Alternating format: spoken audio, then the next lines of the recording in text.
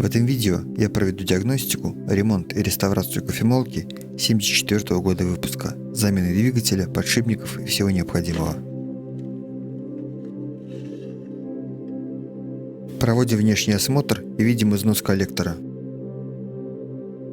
а также контакт, который оторвался от дросселя, но не был причиной поломки, а оторвался при разборе. Снимаем пластину и видим дату изготовления двигателя на нем. Это подтверждает, что кофемолка проработала почти 50 лет. Удерживая двигатель, откручиваем нож против часовой стрелки.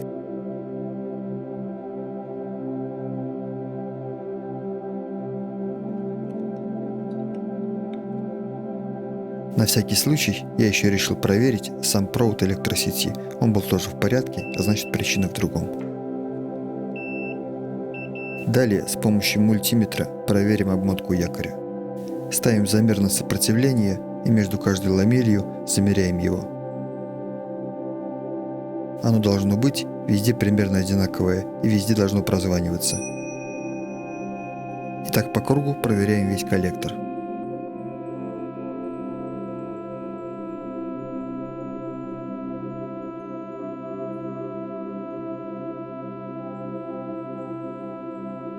А вот тут видно, что сопротивление вышло за пределы измерения, либо просто цепь разомкнулась, а то есть произошел обрыв или она выгорела.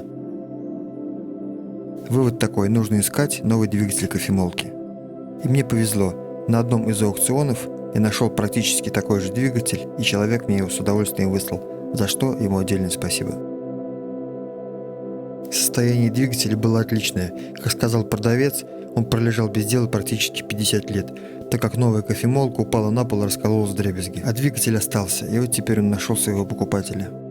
Несмотря на его отличное состояние, я все же решил заменить там подшипники на новые.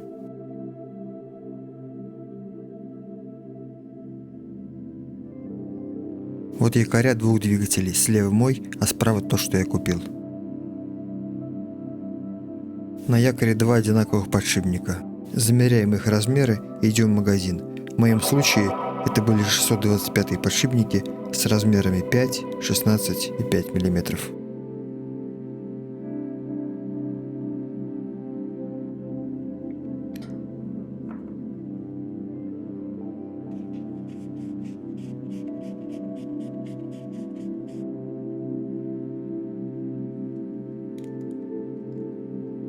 Также на старом якоре в месте посадки в чашу была выработка, и он там практически болтался.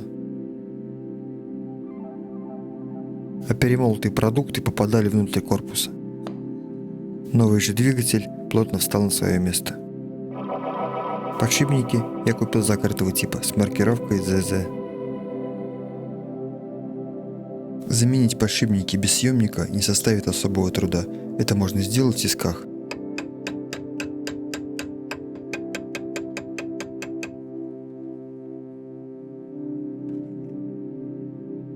Также у меня был расточный ключ на 13, который мне в этом помог.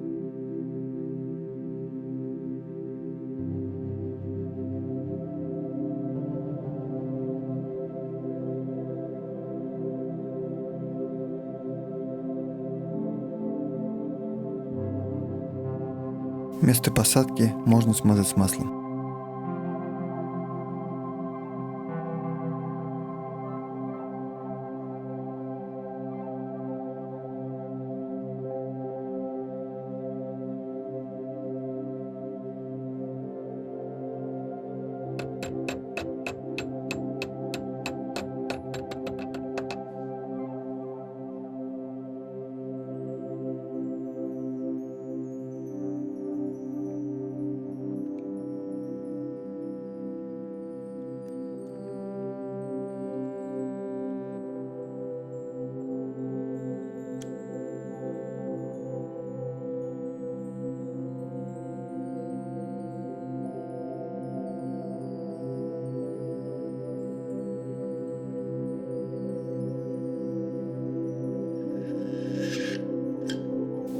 Далее я приступил к реставрации корпуса кофемолки.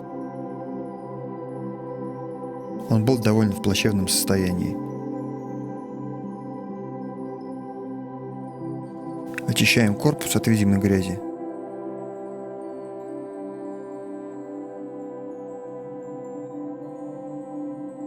Но избавиться от царапин и пожелтения это не поможет. Поэтому берем 1500-ю шкурку и шлифуем с водой до тех пор, пока поверхность не станет гладкой и без дефектов. Эффект виден практически сразу.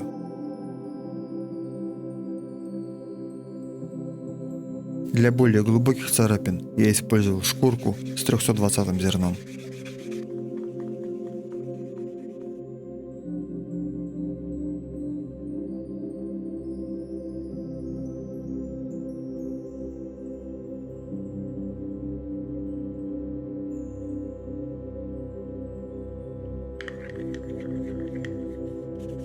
Крышка тоже была помутневшей, поэтому легкая чистка ничего не дала, и здесь нужна полировка. Предварительно подготавливаем поверхность шкуркой.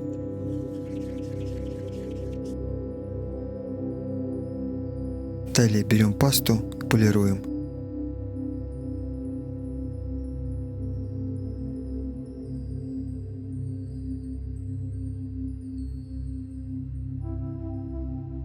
Эффект превзошел все ожидания.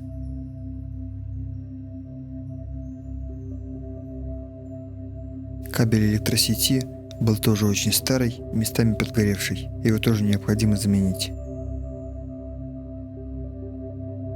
Кнопка пуска была восстановлена тем же методом и перенесена на новый кабель.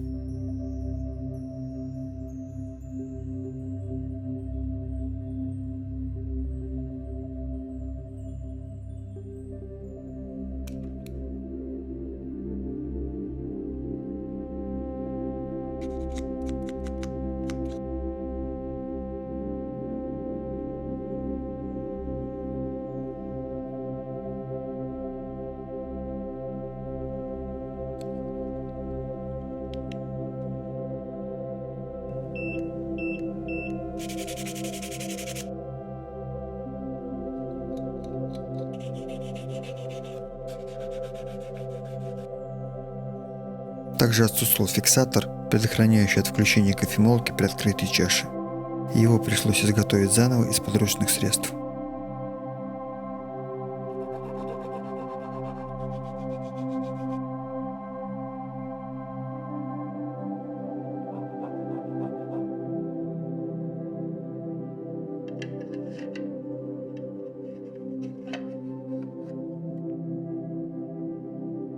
Перепаиваем все детали на новый двигатель.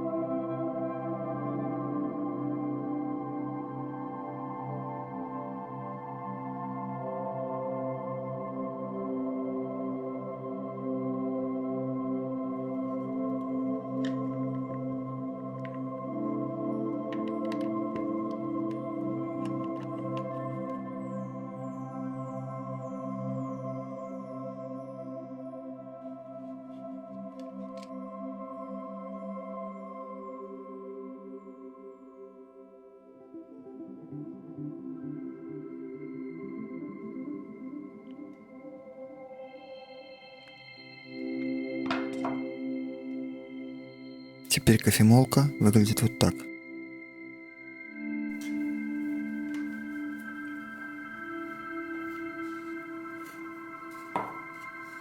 Давайте проверим ее в работе.